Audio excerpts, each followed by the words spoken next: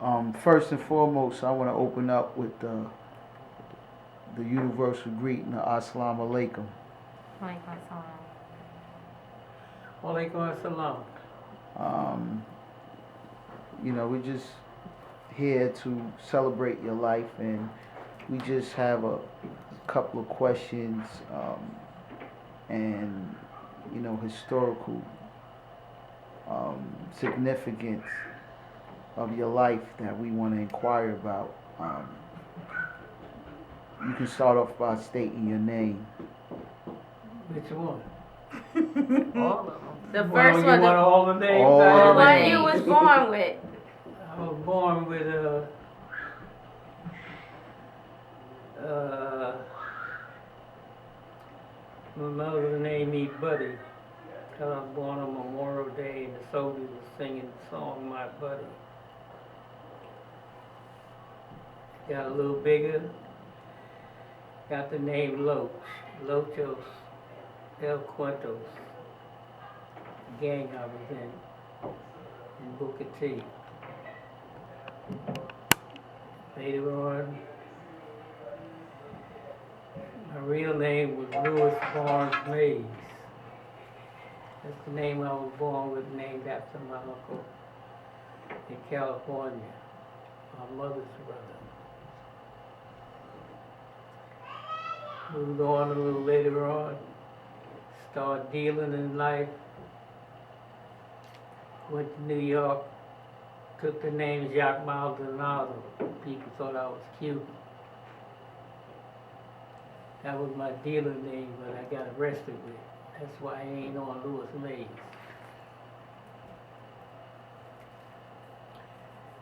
Later on, I became brother secretary. My other name in the Black Panther Party was Chicken Hawk. Why they call you Chicken Hawk? They called me Chicken Hawk because if you know the way a chicken hawk's right, he can come from flying 50, 60 miles an hour and pick up a rat off the ground. And I was running around calling policemen rats. And I wanted to grab him and choke him. So I took the name Chicken Hawk. Around like what year was that? That was in 1960, about right after Malcolm's death. Malcolm went out 65, so I came in about 66, 67, or somewhere around that time. Then I took on the name Rafiq Ahmad when we had the name change. I went to my mother because the Honorable Elijah Muhammad told me, your mother got a right to your first name. So your mother, you either keep your first name that your mother gave you or you ask your mother, do she want to change her name? My mother told me, I named you Buddy. So I looked up Buddy, friend, said Rafiq, trustworthy friend. So I looked it up and it was Rafiq. I took Rafiq.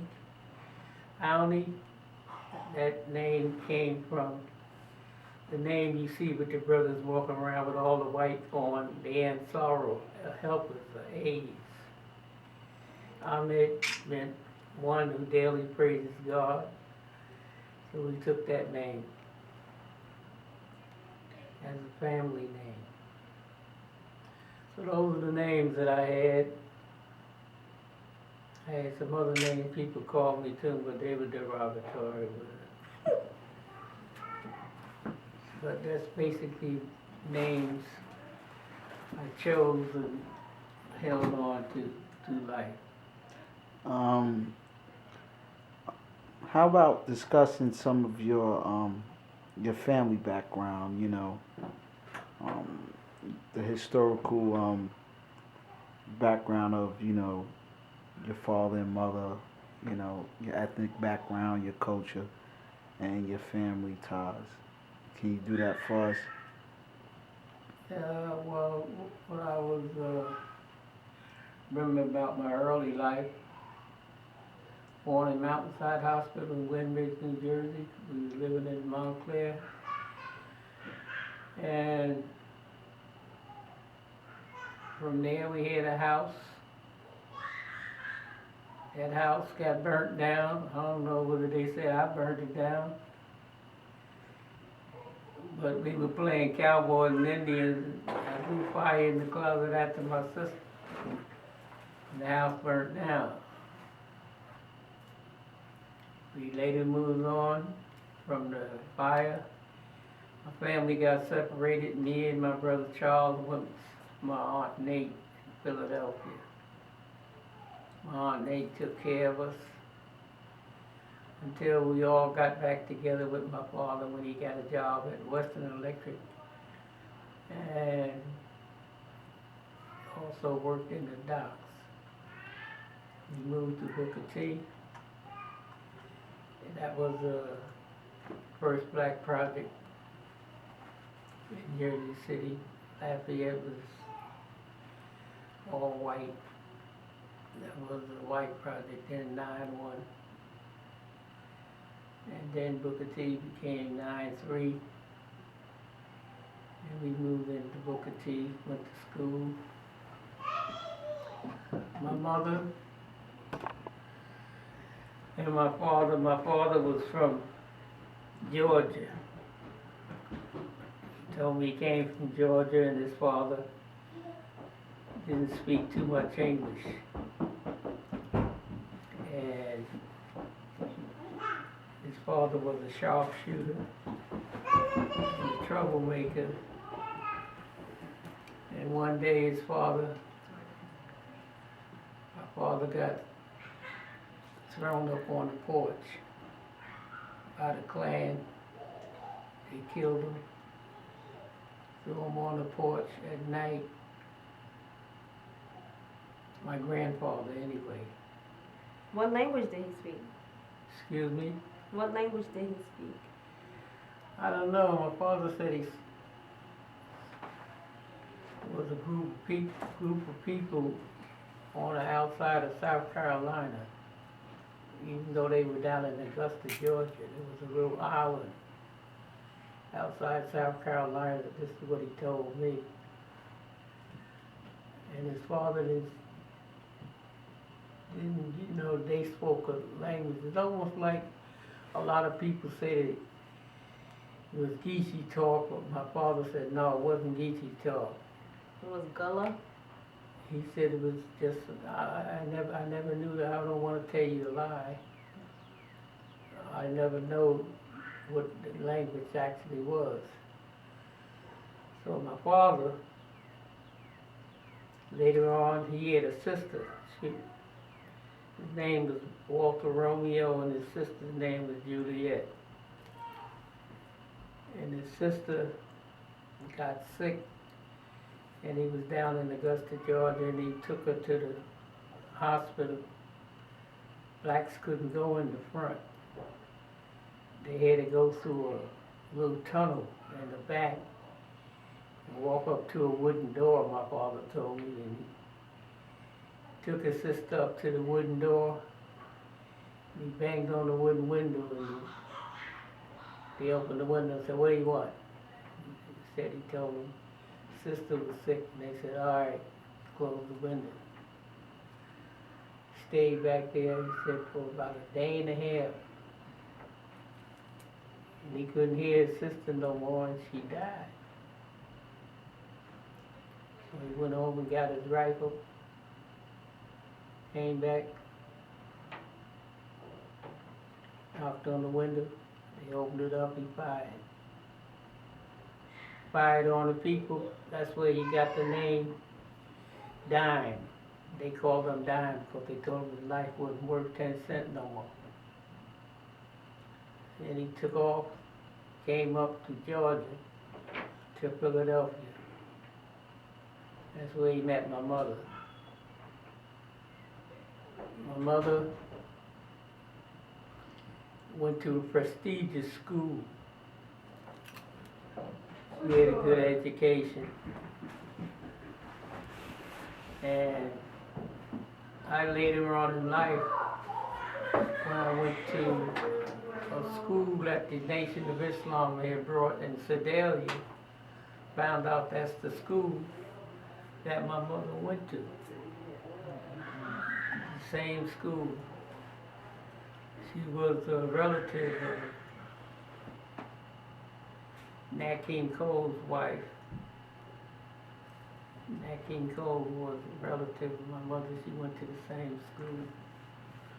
Well, anyway, my father met my mother up there. He had children down in Georgia.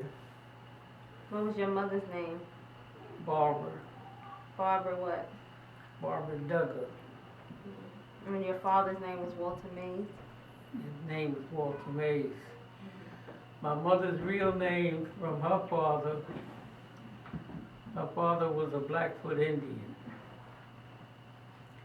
His name was Dugan Hagen. He changed it to Duggar because at that time you couldn't use those names like that. He was a painter. He was my grandfather, George Duggar. And they didn't want my mother to marry him, saying, well, they didn't want me to marry him because my wife. Because he was a rough guy. But he got married. And out of the children, all four of the girls came first. Rudy, Lady Babs, and Winnie. But they came right after first was really Mitzi, Walter. Mitzi was and then it was the four girls. Then it was the four boys, Timmy, me, Charles, and Henry. The other sister that we always called sister all our life, Nunny, Mamie, she was my mother's sister's child, and my mother's sister passed, and so we raised her like she was family. But the people in the school always knew there was a discrepancy in the fact because she was only 7 days younger than me, as far as the ages was concerned in school. But we came to Booker T, stayed there for a while, and my mother left. When she left, we were all young. And from there we stuck together and raised up. How old were you when your mother left? When my mother left, I guess I was about 8, 9 years old. My sister Rudy was the oldest, the one in the house. Mitzi went to the war in Korea and Japan. And from there, I went to grammar school. Grammar school, I was on a honor roll every year. At this time, you all were living with your father in Booker T? Excuse me? At this present time, you all were living with your father in Booker T? Yeah, we all lived in the Booker T project there with my father, and we stayed there. And we all just made it the best way we could. What grammar school did you go to? Excuse me? What grammar school did you go to? First started off at number 9 school. Of course, they didn't want blacks over at 22, because 22 was mostly white. Van Horn Street, Holiday Street, Lafayette Gardens. They didn't want us to walk through Lafayette to get to 22 school. And we had another school there we called the number 19 Recreation. We all went over there. We had some real thrilling times, you know. At that time there was no television. It was just the radio. We used to sit around and listen to the radio. And two people got the television in Booker T. And the television was Miss Pinkett, Miss Smith. Neither one of them liked me. So I couldn't see no television. What type of things did you do as a child, you know, coming up? Excuse me? What type of things did you do as a child coming up? Well, it was funny because it's a whole different lifestyle from what y'all could even imagine. First of all, was no television. Well, we all walked up to Dunnigan's. Dunnigan's was a bicycle store. You could go to the bicycle store and rent a bike from Dunnigan's. We was only like 10 or 11 years old. Rent a bike for $0.25. We used to take the bikes and ride all the way to the door. Montclair, Bayonne. And then we go down the streets, rob the fruit wagons, rob the cake trucks. We had to steal everything we got because we didn't have no money. We were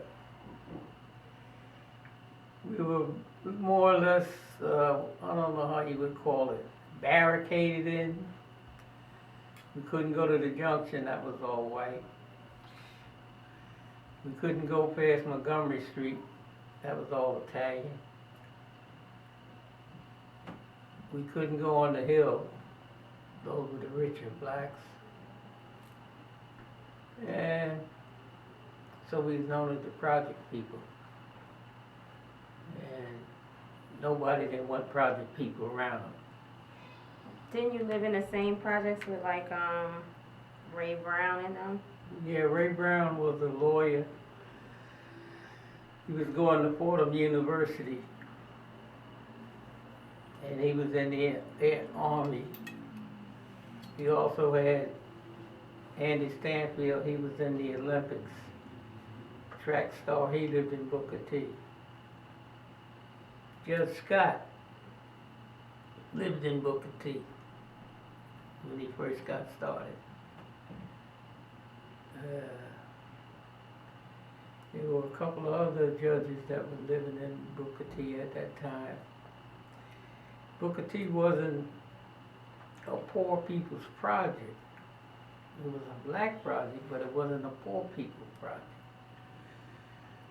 Most of the guys worked there. They were called red caps. The red caps was the train conductors. They worked on the trains, stuff like that. Mostly everybody had a mother and father. It was no like single parent situation. We became one of the first of them. The Mays family, 9 children, 3-bedroom apartment, and my father. But most of them were 2-family. We had sports, we had showers. We can go and we could drink water out of the fountain. Any place you went, there was no urine around no fountain. There was no glass on the ground.